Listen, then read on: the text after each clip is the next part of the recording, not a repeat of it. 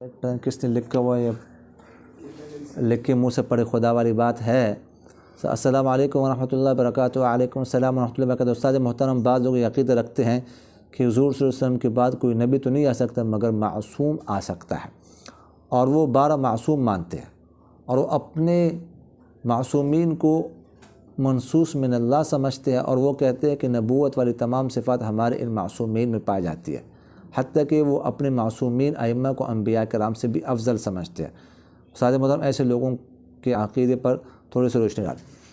دیکھیے گا، یہ اشارہ کر رہے جو ہے اثنا عشریہ کی طرف، شیعوں کی طرف، سمجھ آئے گا کہ نہیں آئی، کہ وہ اماموں کو معصوم سمجھتے ہیں، اور جیسے انبیاء معصوم، دیکھیں صرف انبیاء معصوم ہیں، انبیاء کے علاوہ کوئی معصوم نہیں۔ ہم تو ابوبکر صدیق رضی اللہ عنہ کو بھی معصوم نہیں سمجھتے، حالانکہ ہمارے ہاں ہمارا عقیدہ یہ ہے کہ انبیاء کے بعد سب سے افضل درجہ تمام امتوں میں سب سے افضل درجہ کس کا ہے؟ ابوبکر صدیق کا ہے رضی اللہ عنہ، لیکن ہم تو ان کو بھی معصوم نہیں سمجھتے۔ تو معصوم کوئی بھی نہیں ہے انبیاء کے علاوہ، اور یہ عقیدہ رکھنا ظاہر ہے کہ گمراہی ہے، اور یہ واقعی انبیاء کو جو ہے نا وہ معصوم سمجھتے ہیں بہت زیادہ۔ کیا نام ہے، اپنے اماموں کو انبیاء سے بھی بعض اوقات اوپر ہی درجہ دیتے ہیں۔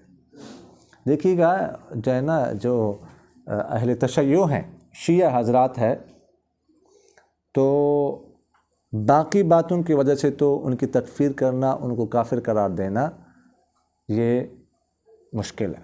اب 5 باتیں تو مشہور ہے، اگر وہ بات کسی میں ہے تو وہ کیا ہے؟ کافر ہوگا۔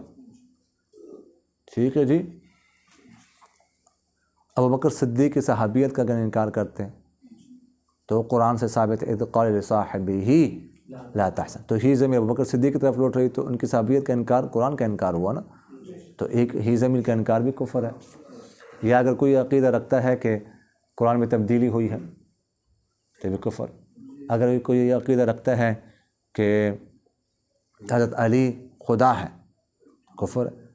چوتھی بات، اگر کوئی عقیدہ رکھتا ہے کہ اصل وحی تو حضرت علی پر اترنی تھی لیکن جبرائیل سے غلطی ہو گئی، آپ سے اسلام پر اتر۔ 5ویں بات، حضرت عائشہ پر اگر کوئی تہمت لگاتا ہے تو قرآن سے ثابت ہے، قرآن کا انکار ہے۔ لیکن اس کے علاوہ جو بات ہے نا، تو یہ باتیں ہر ایک میں نظر نہیں۔ اس کے خاص اس نے عشریہ میں جو اصل خطرناک بات ہے وہ یہ عقیدہ ہے،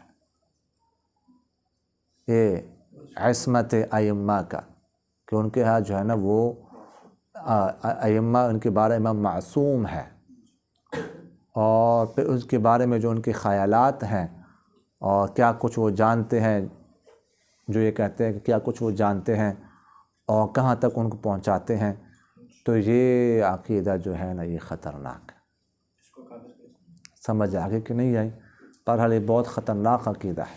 اگر ایسے عقیدہ کسی میں ہو تو پھر جو ہے نا وہ اس کو مطلب ہے کہ مسلمان سمجھنا کافی مشکل ہو جائے گا۔